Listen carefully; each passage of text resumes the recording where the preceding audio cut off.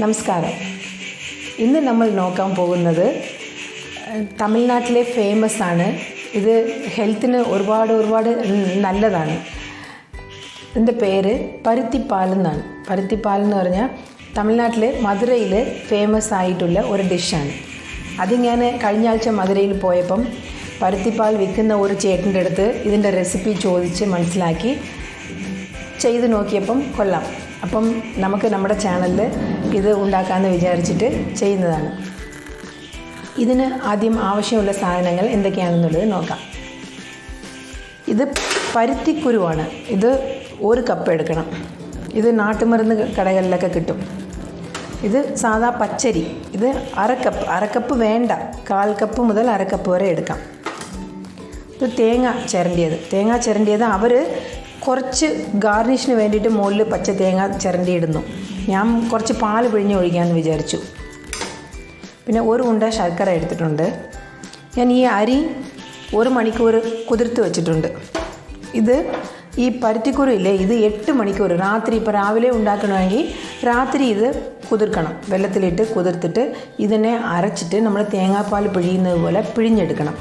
അതുപോലെ ഈ അരിയും നമ്മൾ അരച്ചെടുക്കണം.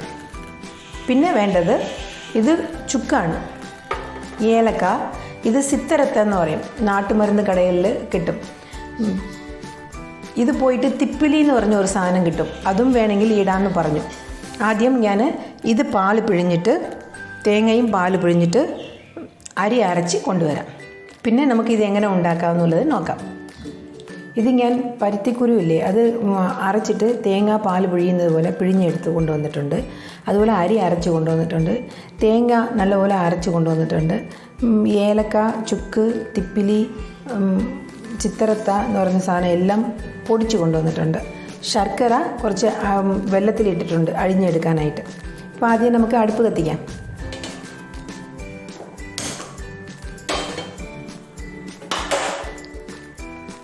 ഇതിൽ 1 കപ്പ് വെള്ളം ഒഴിക്കാം.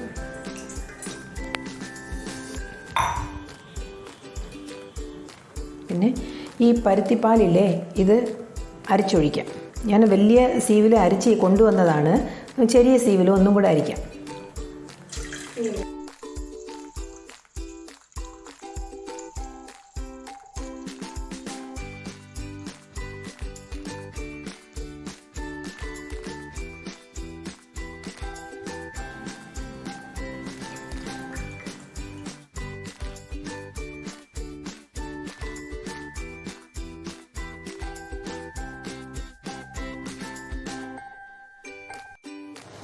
ഇപ്പം ഇതിൽ ഞാൻ അരി അരച്ചൊഴിച്ചിട്ടുണ്ട്.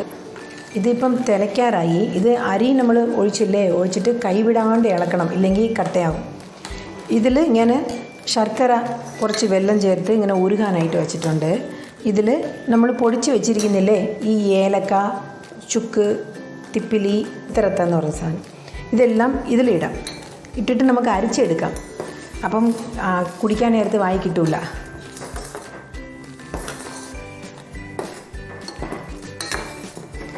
അവിടെ ഞാൻ കുടിച്ചപ്പം ഓരോ വായിലും എന്തെങ്കിലും ഒരു പീസ് കിട്ടും. അത് വലിയ പാടായിരുന്നു കുടിക്കാനായിട്ട്. ഇപ്പം ഞാൻ ഈ പരുത്തിക്കുരുവിലുള്ള നല്ല ഗുണങ്ങൾ എന്തൊക്കെയാണെന്നുള്ളത് പറയാം. പരുത്തിക്കുരു രാവിലെ വെറും വയറ്റിൽ ഈ പാൽ കുടിക്കുവാണെങ്കിൽ നമുക്ക് അൾസറിൻ്റെ പ്രശ്നം വരത്തില്ല. അതുപോലെ ഈ വൻകുടലിൽ വല്ലം കുടൽ പുണ്ണെന്ന് പറയില്ലേ, അതൊക്കെ ഉണ്ടെങ്കിൽ മാറും.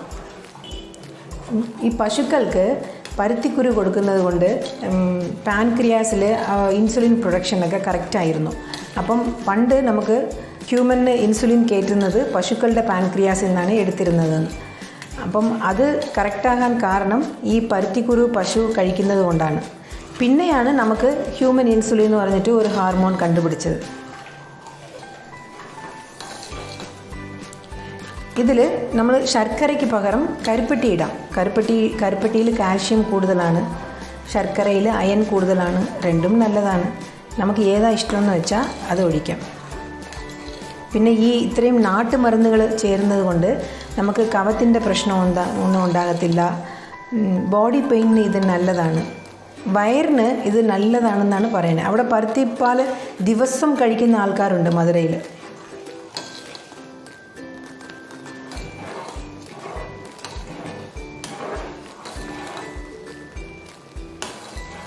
ഇപ്പം ഈ അരി അരച്ചത് നല്ലപോലെ വെന്തിട്ടുണ്ട്.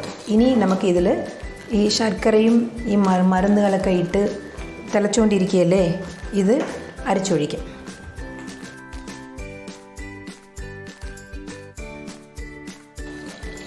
ഇതിപ്പം കുടിക്കാൻ എളുപ്പമാണ്, കഷ്ണങ്ങളൊന്നും കാണില്ല.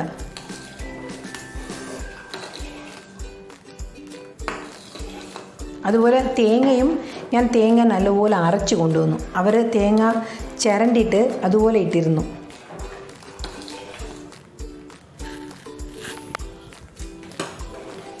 നമുക്ക് ഈ തേങ്ങ ഇടാം.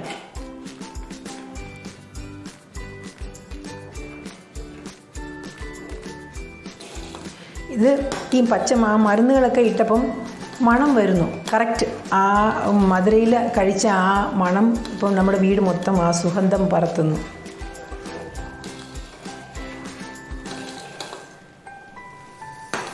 ഇത് ജലദോഷം പനി എല്ലാം മാറുമെന്നാണ് അവർ പറയുന്നത്.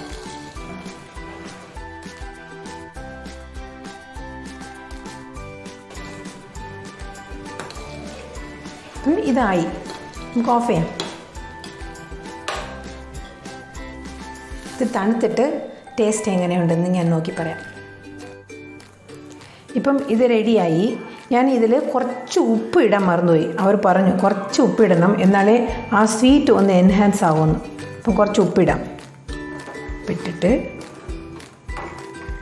അങ്ങനെ ഇളക്കാം.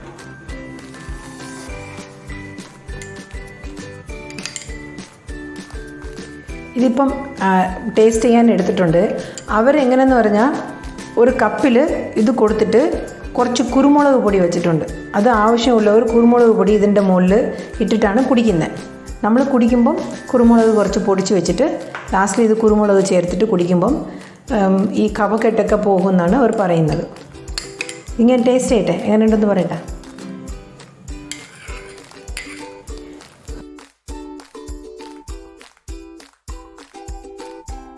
അവിടെ കഴിച്ചതിൻ്റെ അതേ ടേസ്റ്റാണ്.